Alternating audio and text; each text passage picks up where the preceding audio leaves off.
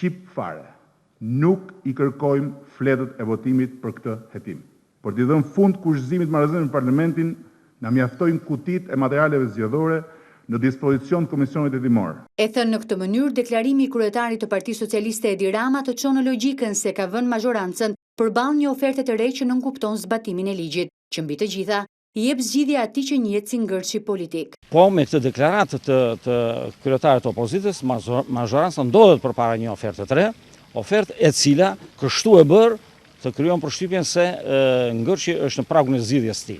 Eksperti I ligjit zgjedhor Kristaq Kume sqaron pikërisht këtë moment duke I mshuar faktit se Rama ka hequr dorë nga kutit e votimit, të paktën kjo u tha në mbledhjen e Asamblesë Kombëtare të Partisë Socialiste. Tashmë opozita është shprehur me këtë deklaratë të zotit Rama që nuk kanë interes për hetimin e fletëve të votimit. Ky zhvillim do të çlironte edhe pozicionin e Komisionit Qendror të Zgjedhjeve, I cili ka mbajtur peng zbatimin e nenit 178 të kodit zgjedhor në mënyrë që të mos krijojë alibi tek opozita se institucioni po përdoret politikisht. Kume zbardh dhe skenarin e mundshëm të zgjidhjes, që në asnjë rast nuk përjashton zbatimin e pikës 6 të nenit 178 të kodit zgjedhor që flet për djegje të fletëve të votimit. Të krijohet komisioni parlamentar për hetimin e zgjedhjeve të kaluara parlamentare, I cili ashtu siç të dy palët janë shprehur, të ketë në fokus të punës të tija midis të tjerave edhe hetimin e materialeve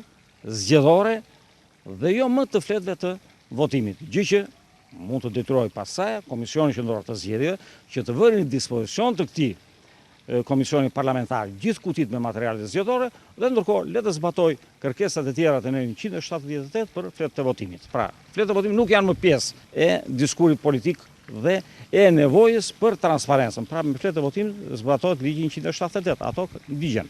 Nëse I duhet besuar kësaj oferte që ekspertët e cilësojnë të re të kreut të Selis Roz, natyrshëm ngrihet pyetja se pse opozita refuzoi për muaj të tërë zgjidhjen ligjore për ngërçin politik. Një opsion ky I mbështetur nga mazhoranca, madje edhe gjatë ryezës më të fundit me deputet të Parlamentit Evropian. Opozita votoi kundër kur përfaqësues të mazhorancës I shtuan propozimit të eurodeputetes PAK, fjalinë që hapja e kutive të materialeve zgjedhore duhej bërë në përputhje me kodin zgjedhor dhe kushtetutën, një zgjidhje që çuditërisht duket se ofroi dje kryetari I Partisë Socialiste.